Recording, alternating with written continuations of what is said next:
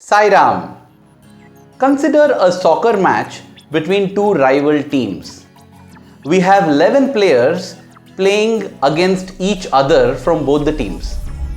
But then we possibly have 11,000 spectators or even 11 lakh spectators praying against each other that their team wins. In this scenario, whose prayer will God respond to? Take another scenario, an Indian village. Villages have agriculture as the predominant occupation, and in India, even to this day, agriculture is very heavily dependent on the rains. So we have one farmer who has sown seeds and he's praying to God for rains. On the same day, there is this other person who has set up his kiln for firing bricks. He wants to make bricks and he prays to God that God, let there be no rain today.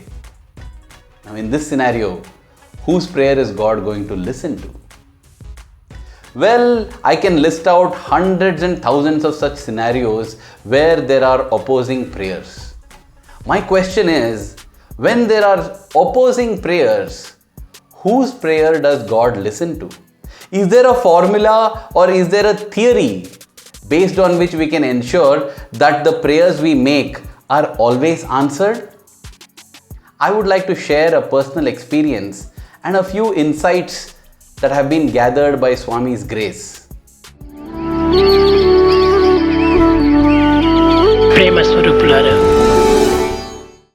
I still remember the date very clearly. It was the 10th of June 2001.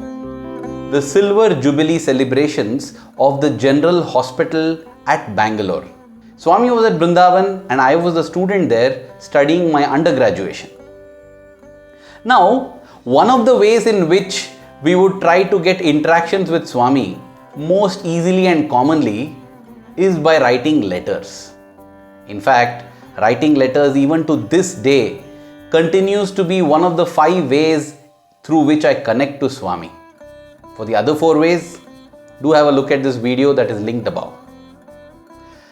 So, I used to write a lot of letters to Swami, and very soon I ran out of material to write to Swami. Believe it or not, I had no problems, I had no prayers to make, I had no questions to ask, and yet I wanted to write a letter because it feels so wonderful when Swami picks a letter from your hand. And so what did I do? I wrote a letter stating exactly that. I wrote, "Dear Swami, I have nothing to ask for or nothing to pray for, but I want to write this letter in order to experience the joy while I give you the letter."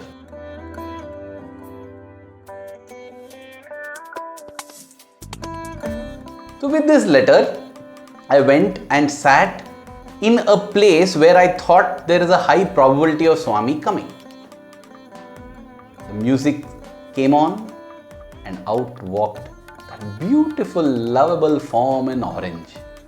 And just as I thought, Swami came to that exact row where I was seated, and I was sure that Swami will take the letter from me. You know, it had been my experience till then, when I wrote letters, I saw that whenever I wrote about others, I had prayed for others, or I had prayed for some spiritual things like, "Swami, let me always be close to you. Swami, let me grow in my love for you." Swami used to accept those letters with a greater probability compared to letters where I had written, "Swami, I want this, I want to get the gold medal, I want to get this, or I want that." You know, things that I'm asking for myself. There was lesser probability of Swami taking those letters. And this I am telling based on statistics so far that had happened. And so, on that day, I was very sure that Swami would take the letter from me. Swami came walking gently towards me. Along the way, he picked the letters from the hands of all the boys who were seated. But when he came to me, he just said, "Keep it. Keep the letter." And walked on. Oh, I felt so disappointed. I thought, "Swami, why didn't you take the letter from me? Why? I had not asked for anything selfishly." This question, why, we should never put it to God. Because when we ask God why, it means either one of the two things. One, I don't have faith in God's love, or I don't have faith in God's power. Let me explain. When I'm asking God, why did you do this? I'm actually meaning that God, you should have done something else. Which means you did something that is not right, that is not good for me. Why? Either you don't love me and that's why you don't do good for me. Or you love me but you are powerless, you are helpless, you are not able to do anything good for me. If I believe that God is the most loving and most powerful entity in this universe, I never ask why. Because I know that God is doing out of great love and out of great power for me. Anyway, I wondered, why is it that God did not take my letter? Swami went ahead. He walked till the end of the Sai Ramesh hall. And from the end, he turned left into the gents side and then walked up back towards the stage from the gents side aisle. By now, I had accepted the fact that Swami didn't take my letter and I was fine with it. That is when something amazing happened. From almost 12 to 15 meters away, Swami handed over all the letters in his hand to the person who was following him, behind him. It was Padmanabhan sir. Giving the letters to him, Swami made a beeline to me. He came walking straight to me, stretched out his hand and asked for the letter. I was simply enthralled and thrilled at this gesture. I handed over the letter to him. Swami took that letter and climbed up the dais. He sat on stage, and as I said, it was a silver jubilee of the General Hospital at Bangalore, and Swami had promised the doctors and staff there that he would be coming. Therefore, Swami sat on the stage for just about a few lines of the bhajan. And then he got up, indicated to the car that was standing nearby and told everybody that I have to go. And he walked to the car carrying my letter in his hand. Oh my God! I was so happy. Then when I look back at this incident, I realized that I had prayed. What is it that I had prayed? Swami, I am writing this letter to you for the joy I get when you take the letter from me. And Swami had fulfilled that prayer in the best possible manner. Imagine he had taken the letter from me when he came near me. I would have definitely felt joy, but that joy would be nowhere close to the joy I am now feeling.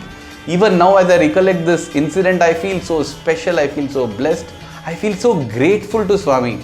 Thank you, Swami, that you didn't take my letter in the first go, you took it later. The letter later became a greater source of joy.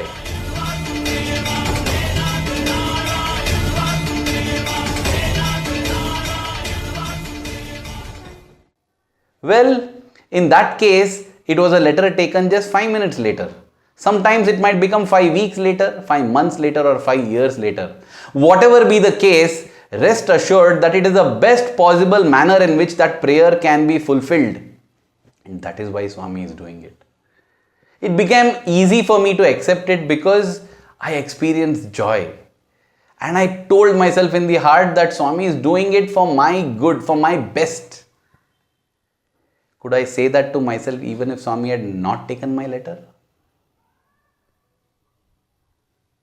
That is a point to ponder on. Coming to the theme of prayer, I feel that when we are in sync with Swami, when we are in sync with God, all our prayers seem to get answered because I have no desire other than what Swami desires. That is surrender. When surrender is complete, when I am in sync, then I accept whatever happens. Nay, I celebrate whatever happens. That is called being in sync with Swami. When we are in sync with Swami, all our prayers will get answered. The paradox is, when we are in sync with Swami, our desires, our thoughts are the same as God's desires and God's thoughts. That is the direction in which we should move. In fact, on the 10th of June 2001, in the General Hospital premises, Swami began his discourse, and right in the beginning of the discourse, Swami said that God has given all living beings some power or the other. But the greatest power He has given man. And what is that? He says man has been given the same power as God.